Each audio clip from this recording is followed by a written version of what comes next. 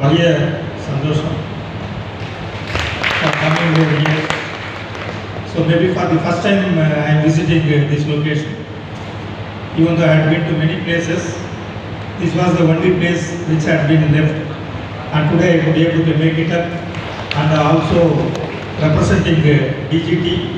I am very much thankful for our Director General, Shri Dilip Kumar Sir, for nominating or asking me to grace this wonderful occasion. I am very happy to see a good number of trainees among with us. So without the trainees, we are nothing. So let me convey my greetings to my beloved trainees, trainers, my dear colleagues, representatives from CPWD,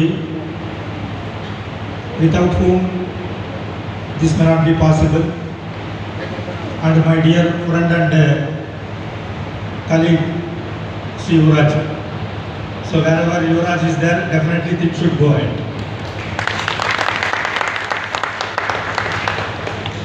And we should never think that we are small. Small is always beautiful.